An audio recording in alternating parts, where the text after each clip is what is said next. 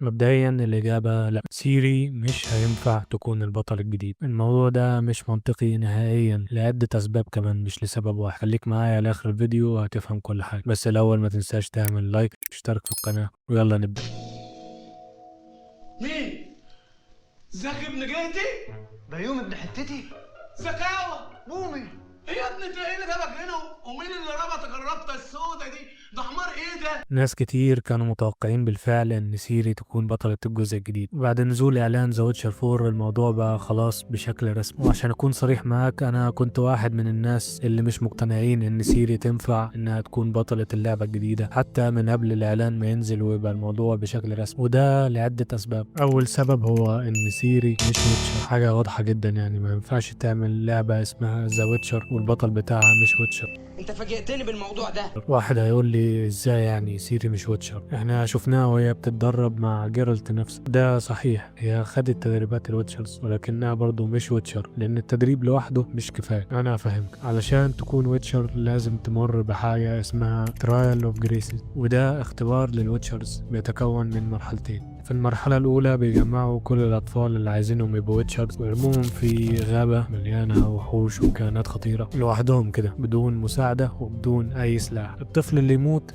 خلاص مات، هنعمل له إيه يعني؟ أما بقى الطفل اللي يقدر ينجو بيخش المرحلة التانية وهي المرحلة الأصعب في الاختبار. في المرحلة التانية الطفل بيتعرض لتجارب كيميائية خطيرة جدا. معظم الأطفال ما بتقدرش إن هي تنجو من المرحلة دي، لكن الطفل اللي بينجو بيكتسب بعدها قوة غير طبيعية، قدرات خارقة، وهو ده اللي بيخليه فيما بعد يتحول لويتشر. وبس كده، دي الطريقة الوحيدة اللي ممكن تحول بيها إنسان عادي لويتشر. وسيري ما عدتش بكل ده. سيري يا دوب خدت شوية تمارين على شوية تنطيط مالهمش أي لازمة. سهل جدا، انا ممكن اتمرن على نفسي واقعد اعمل مش عارف ايه والكلام ده واربع عضل وبتاع وسبرنتات والكلام ده ابقى ويتشر. ومش بس سيري، مفيش ولا واحدة ست في عالم اللعبة أو حتى الروايات قدرت إنها تكون ويتشر، لأن ببساطة مفيش واحدة ست بتخش الاختبارات دي أصلا. الويتشرز بياخدوا الرجالة بس. أما بقى بالنسبة للقوة اللي عند سيري فدي مش قوة الويتشرز أصلا. سيري اتولدت بالقوة دي، والد سيري يبقى امبراطور نيلفجراد. لما لاحظ القوة الغريبة اللي عند بنته قرر ان هو يبعتها لجيرالت عشان يدربها على انها تتحكم في القوة دي، وبكده جيرالت وسيري اجتمعوا. طبعا القصة فيها تفاصيل اكتر من كده بكتير، لو عايز نحكي الموضوع ده في فيديو منفصل لوحده يا ريت تعرفني في الكومنت. المهم انك لازم تعرف ان قوة سيري مختلفة عن قوة الويتشرز. مش عايز اصدمك بس قوة الويتشرز بالنسبة لسيري تعتبر لعبة عيال. سيري هي اقوى مخلوق في عالم اللعبة، بالذات لما كلنا شفناها في نهاية الجزء الثالث وهي بتوصل لأقصى قوة ليها. عارف انت لما تسأل حد ليه سوبرمان ما عندوش لعبة كويسة هيقول لك ببساطة لانه شخصية قوية جدا، هنجيب له اعداء منين؟ سيري هي سوبرمان بتاع العالم ده، فمش منطقي انه يكون ليها لعبة من اصله، خصوصا انها في اللعبة اللي فاتت خلصت على الوايلد هانت اللي هم يعتبروا اهم اعداء ليه، فهنجيب لها اعداء تاني منين؟ وبما اننا شفنا في الاعلان سيري مش بتستخدم قوتها ولكن بتستخدم قوة الويتشر، فده معناه حاجة واحدة بس، اننا اكيد هنشوف سيري وهي بتعمل الاختبار وبتتحول لويتشر في الجزء الجديد، لان زي ما قلت لك ده ما حصلش في الالعاب اللي فاتت ولا حتى في الرواية، وده اللي مخلي الموضوع مش منطقي. ايه اللي يخلي سيري تتخلى عن قوتها المهولة دي في مقابل الحصول على قوة الويتشرز اللي هي اقل بكتير جدا؟ ده حتى مش ماشي مع نهاية القصة بتاعت الجزء اللي فات. وبمناسبة الحديث عن اللعبة اللي فاتت ده يودينا للسبب التاني ليه سيري ما ينفعش تكون البطل الجديد، الا وهو القصة. لعبة ذا ويتشر 3 بتحتوي على نهايات متعددة وبتوصل للنهاية المناسبة لاختياراتك طول اللعبة، وفي حالة سيري في 3 نهايات. في النهاية الأولى بنشوف سيري بتاخد مكان أبوها بعد ما يموت وبتبقى هي الإمبراطور. في النهاية التانية سيري بتموت. أما في النهاية التالتة فسيري بتقرر إنها تتحول لويتشر وتكمل مغامراتها مع جيرالت. بالنسبة للنهاية الأولى والتانية فقصة سيري خلاص بتنتهي، ما ينفعش إنها تكمل في شغل التنطيط والمغامرات بتاعت زمان. واحد فيكم هيقول لي طب يا اسطى ما النهاية التالتة اهي بتكمل مغامراتها مع جيرالت وبتشتغل كويتشر، ما ممكن ياخدوا النهاية دي ويكملوا عليها الجزء الجديد؟ أقول لك لا، ما ينفعش. اختيارات اللاعبين والنهايات المتعددة جزء لا يتجزأ من هوية اللعبة. كون انك تاخد نهاية واحدة وتكمل عليها ده ببساطة معناه انك بتقول للاعب معلش يا صاحبي بس اختياراتك وقراراتك طلعت ملهاش لازمة، كان في نهاية واحدة بس هي اللي بجد وهي اللي كان المفروض توصل لها. فبالتالي هيكون من المنطقي اكتر إنك تبدأ قصة جديدة تماما بعيد عن النهايات السابقة، وده الحل الوحيد اللي هيخلي كل النهايات تبان منطقية. بس مع ذلك يعني الحكاية ما قفلتش أوي، في كام سيناريو كده لو اتعملوا الحكاية ممكن تمشي وسيري تبقى هي البطل المناسب للجزء الجديد. فأنا قررت إن أنا أجمع كل السيناريوهات والتوقعات دي وأحكيها لك في آخر فقرة في الفيديو، فخليك معايا. بحسب التصريحات الرسمية من مطورين اللعبة إن جيرالت خلاص مش هيكون بطل اللعبة الجديدة، ودي تصريحات رسمية يعني مش نظرية أو توقع، خلاص الموضوع رسمي. ففي الجزء ده من الفيديو أنا مش جاي أثبت لك إن جيرالت مش البطل، أنا جاي أتناقش معاك ليه جيرالت مش البطل، إيه السبب اللي خلى المطورين يستغنوا عن جيرالت رغم إن هو يعتبر واجهة السلسلة. بحسب تصريحات المدير التنفيذي للشركة إن قصة جيرالت خلاص انتهت. بصراحة ده كلام منطقي. في ذا ويتشر 3 بعد نهاية القصة الأساسية وبعد نهاية إضافة بلاد عنوان بيجيلك إحساس إن خلاص القصة فعلا خلصت، مفيش حاجة تانية تتحكي. جيرالت خلاص عمل كل حاجة ممكن يعملها في حياته. أكيد شركة كبيرة زي سي دي بروجكت عندهم الإمكانيات إنهم يعملوا أي قصة عن أي مغامرة جديدة ويلزقوا فيها جيرالت وخلاص، بس ساعتها ده هيكون حلب واستنزاف للشخصية. خليني أشرح لك حاجة مهمة. انت لو هتتكلم عن النجاح المادي فكده كده الجزء الرابع هينجح حتى لو كانت اللعبة وحشة جدا، وده ببساطة لأن في ناس كتير مستنياه وهتشتريه على حس وسمعة الجزء اللي فات. بس الفكرة ان لو الجزء الرابع ما وصلش للنجاح الفني اللي الناس منتظرينه ده هيأثر على مبيعات الأجزاء اللي بعد كده، وهيخلي السلسلة تخش في منحدر للأسفل لحد ما توصل للفشل والانهيار. وده بالمناسبة اللي حصل مع سلسلة اساسنز كريد لما يوبيسوفت اعتمدت انه خلاص الألعاب بتاعتنا بقى ليها قاعدة جماهيرية وكده كده هيشتروا لعبتنا وهيلعبوها مهما كان الوضع، فبالتالي قل التركيز على الجودة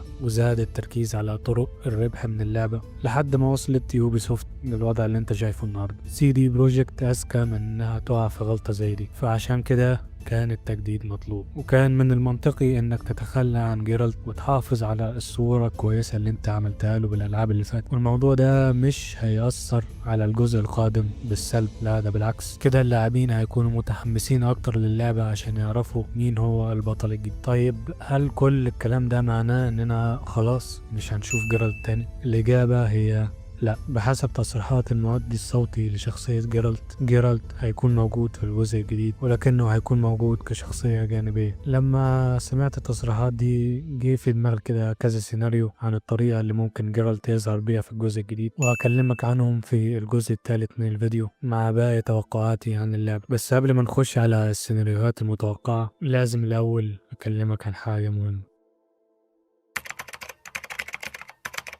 عايزك تركز معايا في الصورة دي. طب ايه اللي في الصورة دي بقى؟ انا هقولك بقى يا سيدي. جماعة الواتشرز متقسمين لمدارس، كل مدرسة فيهم بتدي الطلاب بتوعها ميدالية على شكل الرمز اللي بيرمز للمدرسة علشان يميزوهم عن باقي الواتشرز التانيين، زي مدرسة الذئب اللي جيرالت بينتمي ليها. وبعد ما دورت شوية اكتشفت ان اللي في الصورة دي ميدالية على شكل حيوان اسمه الوشق. واحد هيطلع لي دلوقتي ويقول لي ان دي شبه الميدالية اللي كانت مع سيري. طبعا الكلام ده غلط. الميدالية اللي كانت مع سيري بتنتمي لمدرسة القط، وهي في الاصل كانت مع واحد اسمه بونهارت. بونهارت ده ما كانش واتشر، كان شخص عادي ولكنه كان قوي جدا. كان معروف عنه انه صائد جوائز وقتل قبل كده 3 من الواتشرز، والميدالية اللي مع سيري بتاعت واحد منهم. وعلى حسب علمي ما ظهرش في اللعبة، فلو عايزيني اعمل فيديو مخصوص احكي فيه قصته كاملة وازاي سيري وجيرالت قدروا ان هم يتغلبوا عليه يا ريت تعرفوني في الكومنتات. نرجع لموضوعنا، مدرسة الوشق. للاسف احنا ما نعرفش حاجات كتير عن المدرسة دي لانها ما كانتش موجودة في الالعاب ولا حتى في الرواية، فمن الواضح انها مدرسة جديدة هيتم تقديمها في الجزء اللي جاي. بس من معرفتنا باللعبة وبالمدارس التانية في شوية حاجات كده ممكن نستنتجها ونطلع بيها من الصورة دي. لو بصينا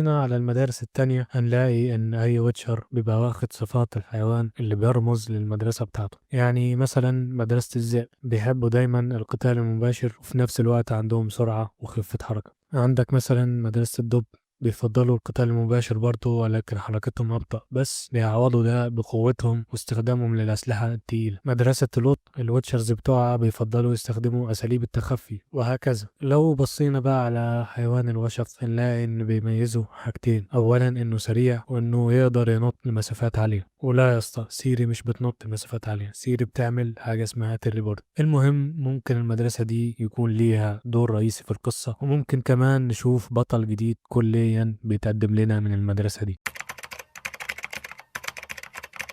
وأخيرا وصلنا لآخر جزء من الفيديو، وهو فقرة التوقعات. في الجزء ده هتكلم معاك عن نظريات وتوقعات عن شكل القصة في الجزء اللي جاي بحسب المعلومات اللي جمعناها لحد دلوقتي. أول حاجة نبتدي بسيري. زي ما قلت لك في أول الفيديو، في أسباب كتير جدا بتخلي سيري ما تنفعش تكون البطل، لكن وارد جدا برضو إن كلامي كله يطلع غلط. علشان كده في كام سيناريو ممكن لو حصلوا الموضوع يبقى فعلا منطقي. أولهم إن سيري هي اللي تؤسس مدرسة الوشق. على حسب معرفتنا المدرسة دي ملهاش وجود سابق لا في الألعاب ولا في الرواية، وإن احتمال كبير إن البطل الجديد يكون واحد من طلاب المدرسة دي. فممكن في الجزء الجديد نشوف سيري هي اللي بتفتح المدرسة وهي اللي بتدرب البطل الجديد بنفسها. ممكن يبقى في جيم بلاي مشترك ما بينهم زي اللي شفناه في الجزء اللي فات، إنك تلعب بكل واحد شوية. تاني سيناريو إن سيري هي اللي تنقذ جيرالت. في الجزء اللي فات شفنا جيرالت وهو بيروح في مهمة لإنقاذ سيري، فليه المرة دي ما يبقاش العكس؟ جيرالت يقع في ورطة وسيري هي اللي تروح تنقذه. الموضوع فعلا بعيد، بس لو اتعمل صح ممكن يبقى مقبول شوية. تالت وأهم سيناريو فيهم، واللي أنا بجد نفسي أشوفه بيحصل في لعبة، هو مغامرات سيري قبل الجزء التالت. لو لعبت الجزء التالت هتعرف إن سيري قبل أحداث الجزء ده اختفت لفترة طويلة. بعدين بنعرف منها إنها كانت بتستخدم قوتها في إنها تتنقل بين عوالم موازية، واللي منهم، وخد المفاجأة دي بقى، عالم سايبر بانك. أنا متحمس جدا إن أنا أشوف لعبة تتكلم عن الجزء ده من قصة سيري، حتى يعني لو ما حصلش في الجزء الرابع فممكن نشوف القصة دي كجزء جانبي للسلسلة. خلصنا من سيناريوهات سيري، نخش بقى على جيرالت. احنا خلاص دلوقتي عارفين ان جيرالت بشكل رسمي مش هيكون البطل، ولكنه برضو هيظهر كشخصية جانبية. اول سيناريو جه في دماغي ان جيرالت هو اللي يؤسس مدرسة الوشق، وهو اللي يدرب البطل الجديد بنفسه. بصراحة هتبقى طريقة حلوة جدا انك تقدم البطل الجديد كواحد من تلاميذ جيرالت. اخر سيناريو انا اتوقع ان هو ممكن يحصل هو سايبر بانك.